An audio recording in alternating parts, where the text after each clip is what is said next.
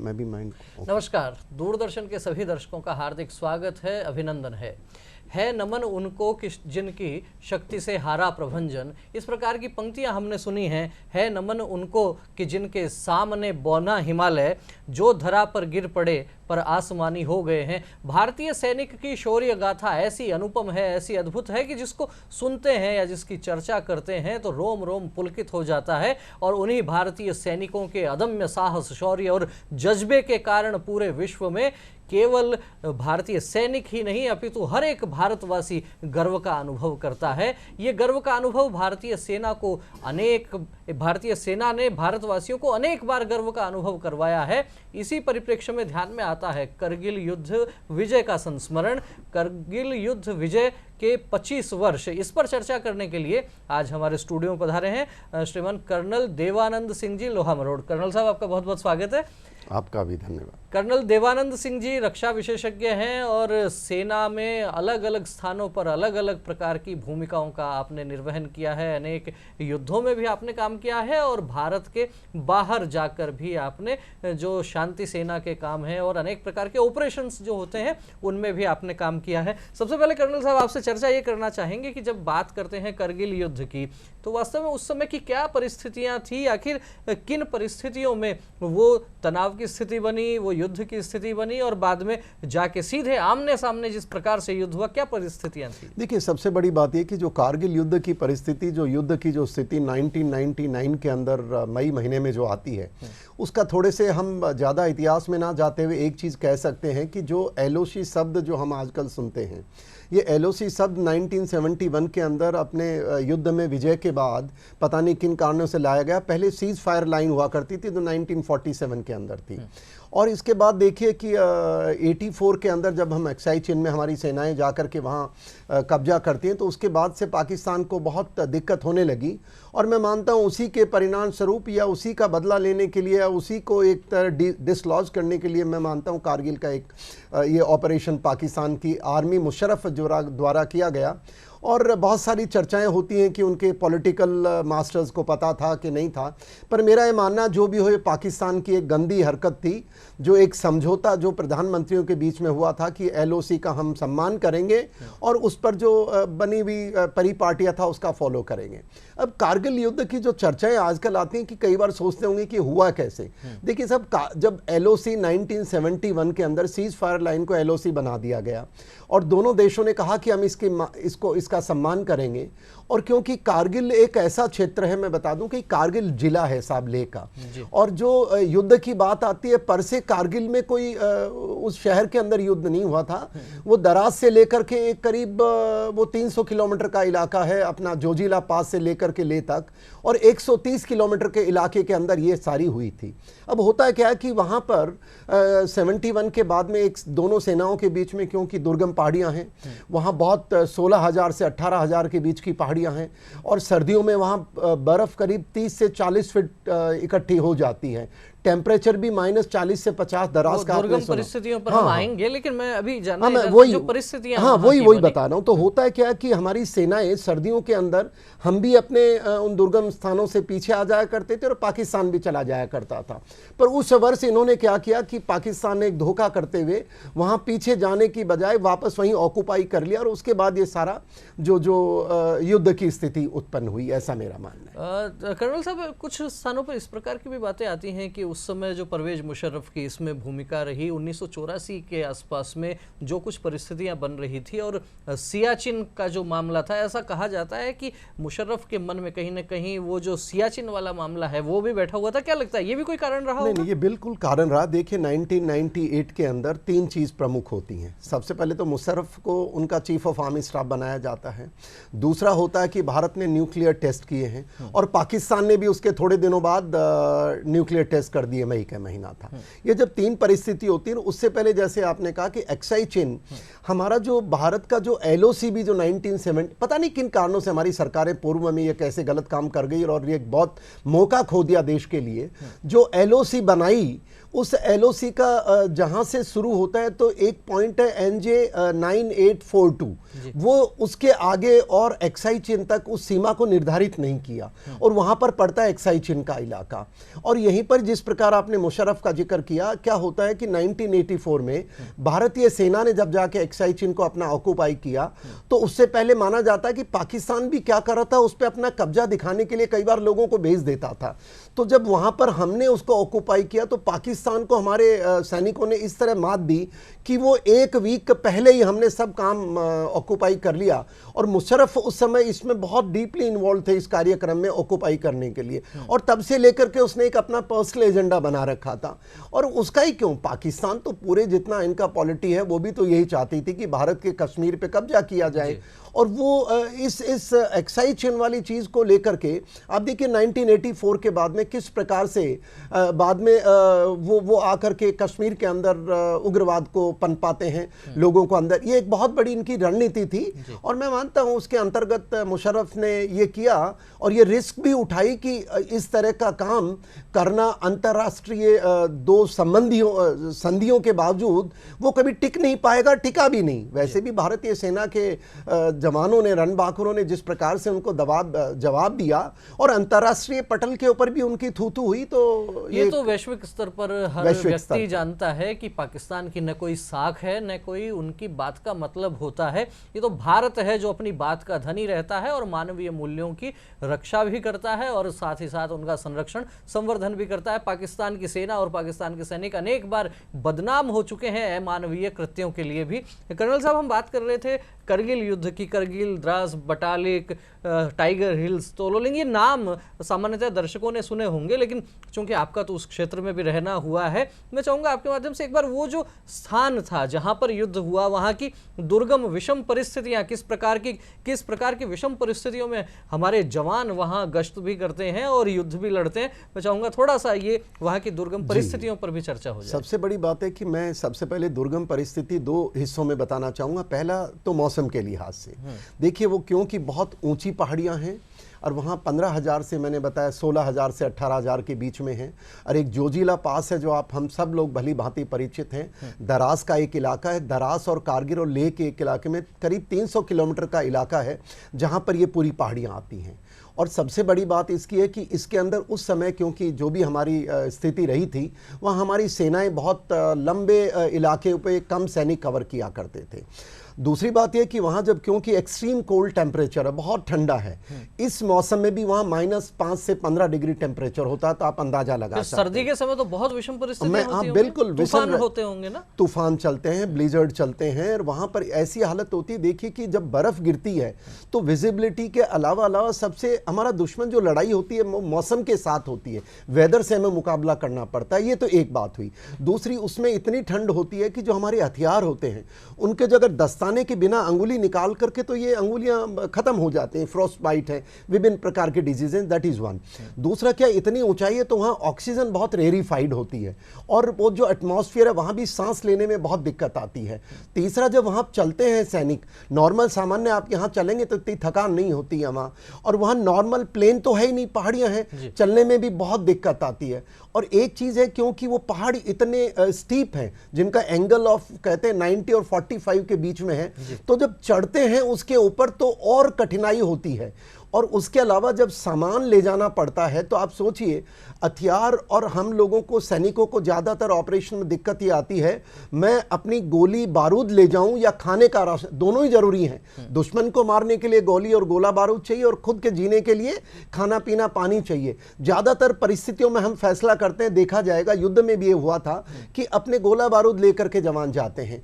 और जब उनको वहाँ पहाड़ियों में चलते हैं, सबसे बड़ी बात हम सब समझते हैं कि जब दुश्मन कहीं ऊपर आके बैठ गया और उनके ऊपर जाकर के उसको वहां से डिसलॉज करना और उसको वहां से हटाना कितना कठिन हो सकता है, आप अंदाजा लगा सकते हैं। इसी विषय पर आने वाला था कर्नल साहब कि इतनी दुर्गम परिस्थितियां आपने बताई कि माइनस में टेम्परेचर रहता है, चढ़ना मुश्किल, सीधी सांस लेना मुश्किल होता है जब दुश्मन वहां ऊपर पहाड़ियों पर बैठा है। और ये तो भारतीय सैनिक का साहस जिसको हम नमन करते हैं वो तो है ही, लेकिन फिर भी क्या लगता है कि जब दुश्मन, आपको पता भी नहीं है कि कितने गोले बारूद के साथ बैठा है, कितनी संख्या में बैठा है, ऊंचाई पर है, हमारे सैनिक नीचे से ऊपर जाते हैं, क्या टर्निंग पॉइंट्स ऐसे रहे होंगे, क्या स्थितियां ऐसी बनी होंगी कि जिसमें भारतीय सैनिकों ने दुश्मन को मात दी? देखिए, इसमें टर्निंग पॉइंट यही कह सकता हूं कि भारतीय सेना के जो सैनिक हैं उनका मनोबल ऐसा है कि वो किसी भी स्थिति को टर्निंग पॉइंट अपने राष्ट्र के लिए वो तैयार बैठे हैं। यहीं पर आपने कठिन परिस्थिति की बात की, तो मैं आपको बता रहा था कि दुर्गमता में पहाड़ ऐसे होता है, अगर हम मेरे हाथ की ओर देखें, और अगर दुश्मन यहाँ बैठा है तो सामान्य तौर पे हम जो पैदल सैनिक होते हैं, जिनको आप कमांडोज कहते हैं, इन्फेंट्री कहते हैं, हम जब हमला करते हैं तो क्या होता है, आर्टिलरी जो होती है, मतलब जो दूर से फायर होता है, आरटी, एयरक्राफ्ट सारे, तो वो जब गोला इस पहाड़ के ऊपर गिरता है तो वो नुकसान कम कर पाता है। एक बंकर है, उसको न्यूट्रलाइज करने में बहुत दिक्कत आती है।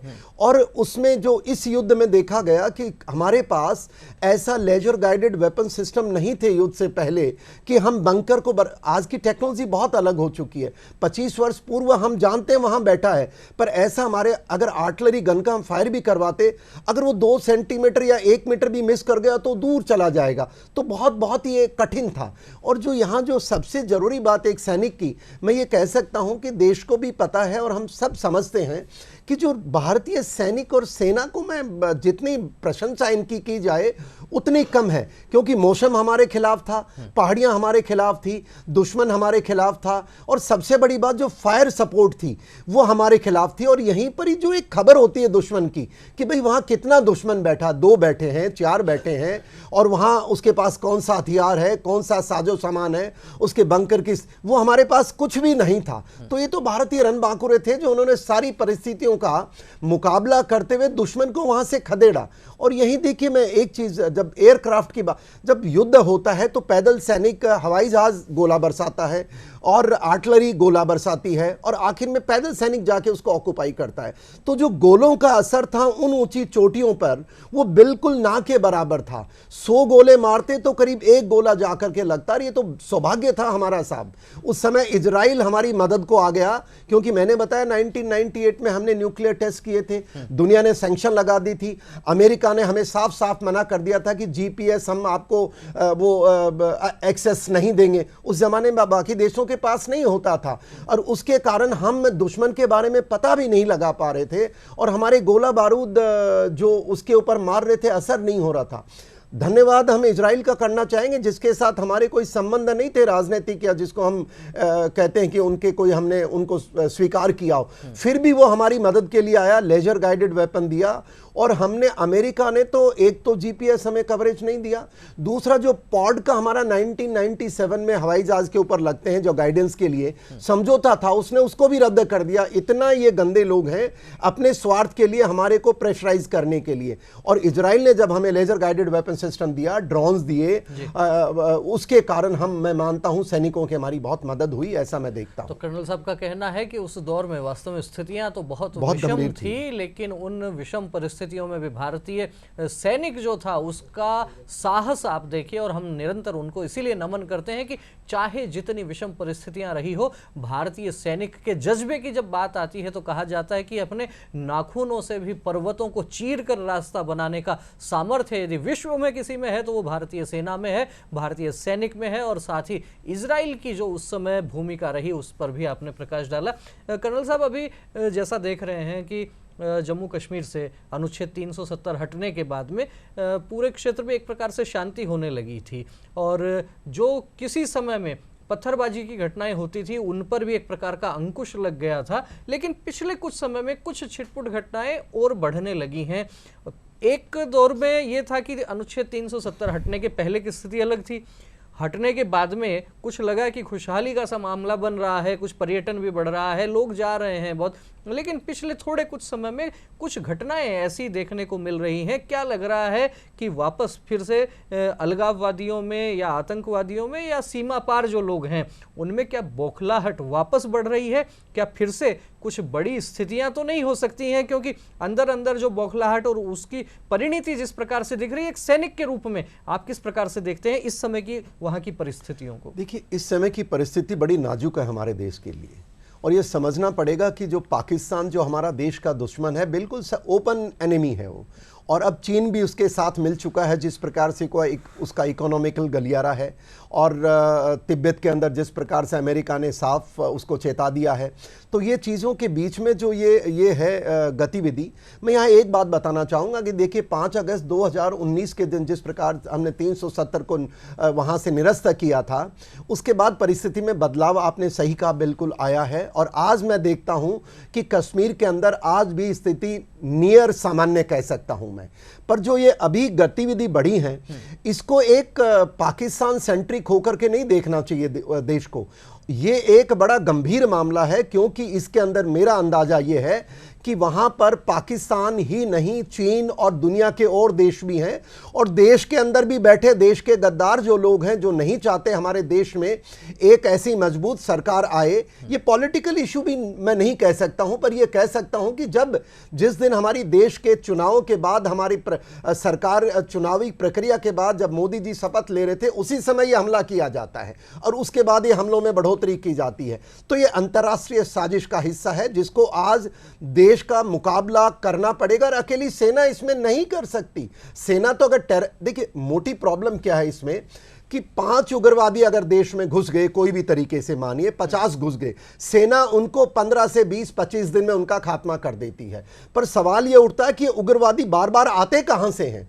यह मैं बताना चाहूंगा कि कश्मीर को लेकर के पाकिस्तान के अंदर जो मदरसे हैं, वहां आप यहां 50 मारिए, वहां 100 तैयार करते हैं, और यह पाकिस्तान की स्टेट पॉलिसी है। और इस स्टेट पॉलिसी में अब चीन भी जुड़ गया है, जो अपने सामरिक इंटरेस्ट के लिए दोनों मिलकर के भारत को कमजोर करने का। और कमजोर कैसे करेंगे साहब? सरकार को कमजोर कर दो, एक मजबूत सरकार नहीं आएगी, ऑटोमेटिकली जो देश के अंदर जो एक एंटी नेशनल नैरेटिव चलाते हैं, और वो हर फील्ड में होते हैं, वो देश के सेना का भी मनोबल गिराने का काम करेंगे और देश के नागरिकों का भी। पर यहां पर जो मैं बदलाव की बात, देखिए सेना उनको एलिमिनेट कर देगी, और मैं मानता हूं भारत सरकार भी चौकन्नी है, मुझे पूरा यकीन है। क्योंकि साहब मैंने तो वो दौर देखा है देश के अंदर, जब ये मोदी जी की सरकार से पहले बाकी दूसरी सरकारें हुआ करती थी, किस प्रकार से, मैंने बताया ना आपको 71 में इतनी बड़ी विजय पाने के बाद भी उसको एलओसी बनाते हैं। उसके बाद भी हमने NJ 9842 के बाद आगे अपना डिमार्केट नहीं किया।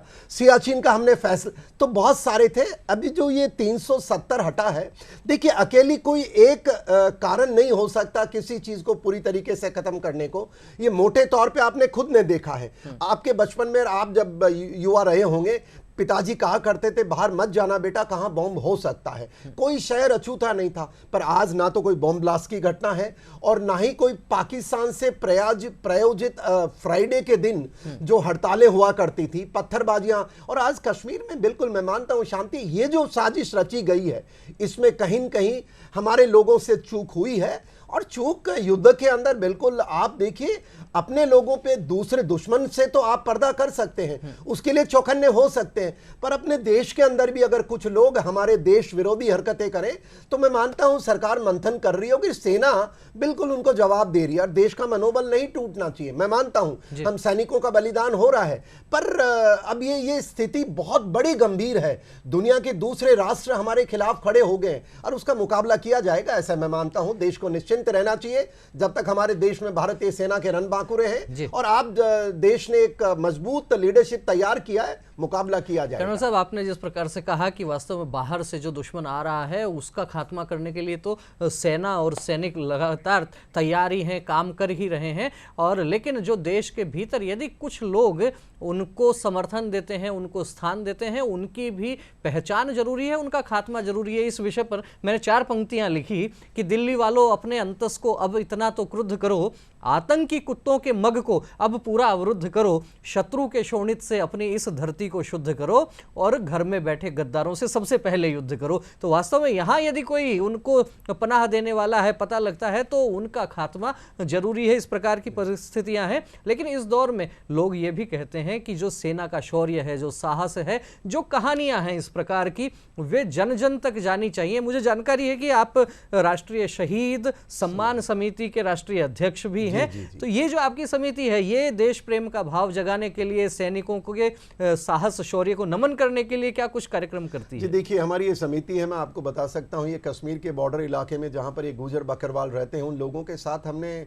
पिछले 7-8 वर्षों से, मेरे रिटायरमेंट के बाद में, हमने वहाँ एक तिरंगा लगाने का बॉर्डर एरिया में 15 अगस्त और 26 जनवरी शुरू किया था। और मुझे खुशी थी कि भारत सरकार ने उसको घर घर तिरंगा का नाम दिया था। अभी हमारे उन्हीं प्रयासों को लेकर के अब हमको ख्याल आया कि जब युद्ध में जो हमारे वीर सैनिक जो वीर गति को प्राप्त होते हैं, जैसे कारगिल की चर्चा हो रही है, 527 रणबांकुरों, उनके सम्मान में हमने इस बार जैसे हर स्कूल में जाते हैं, युवाओं को जाते हैं, हमारे जो सैनिक जुड़े हैं, जो लोग जुड़े हैं, पर इस बार मैं राजस्थान सरकार के मदन दिलावर जी का बहुत आभारी हूं, शिक्षा मंत्री जी का। जब मैंने उनसे इन रणबांकुरों की चर्चा की, उन्होंने कहा, अरे कर्नल साहब, ये तो हमारा सौभाग्य है कि आपने हमें याद दिलाया, वरना तो हमें खुद को ऐसे हमारी स्कूलों में कार्यक्रम करने चाहिए और विजय दिवस के दिन हमें हमारे बच्चों को उसके बारे में बताना चाहिए। एक अनूठी पहल का हमने आग्रह किया था, एक साथ हर सैनिक एक समय पर पूरा राष्ट्रगान का गायन करें हमारे रणबांकुरों के सम्मान में, और वो कारगिल दिवस के उपलक्ष्य में किया जा रहा राजस्थान सरकार द्वारा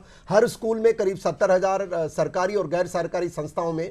तो एक बहुत बड़ी बात है, हम एक साथ ये जो करने का प्रयास है, देश को इकट्ठा एक साथ खड़े होकर के सैनिकों के सम्मान में, ये दुश्मन के लिए भी संदेश है जो ये कोशिश कर रहे हैं हमारे बीच में दरार डालने की। और मैं यहीं पर ही, बाकी आपके चैनल के मार्फत मैंने जम्मू कश्मीर के गवर्नर महोदय से आग्रह किया है, दिल्ली सरकार, एमपी, कई प्रदेशों के हमारे सैनिक जा करके, कि 26 जुलाई 11:25 जिस दिन हमारी कारगिल के अंदर विजय होती है, उस समय राष्ट्रीय गान में अपने अपने स्थान पे नजदीकी स्कूल जाएं, नजदीकी अपना कोई स्थान है जो आप को कंफर्टेबल, वहां राष्ट्रीय गान में सम्मिलित हों और एक इतिहास बनाया जाए सैनिकों के सम्मान में कि पूरा देश आपके पीछे खड़ा है, और मां भारती के लालों का मनोबल बढ़ाने का एक प्रयास है। निश्चित रूप से बहुत ही अच्छा प्रयास है, और इस प्रयास में हम सभी को सम्मिलित भी होना चाहिए, क्योंकि हम यदि कोई भी हमारे त्योहार बहुत आनंद के साथ मनाते हैं, उसके पीछे एक बड़ा कारण यही रहता है कि हमारे जो सैनिक हैं, विषम परिस्थितियों में भी 45-50 डिग्री का तापमान हो या फिर -25 डिग्री का, हर एक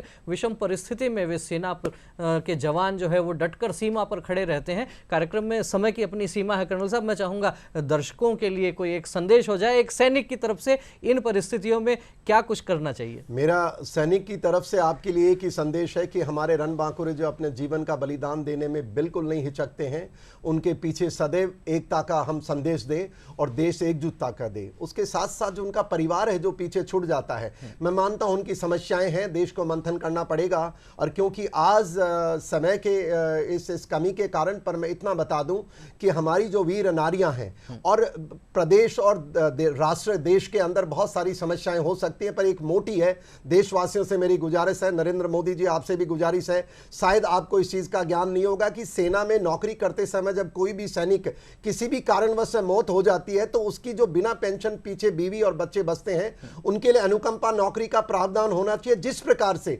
आप बाकी नौकरियों में करते हैं। तो एक सामान्य चीज है, और मुझे उम्मीद है इस बार मोदी जी वैसे भी दराज जा रहे हैं कारगिल दिवस के उपलक्ष्य में, तो ये छोटी सी पहल अगर उनकी तरफ से आ जाए तो मैं कहूँ सैनिकों का मनोबल बढ़ेगा।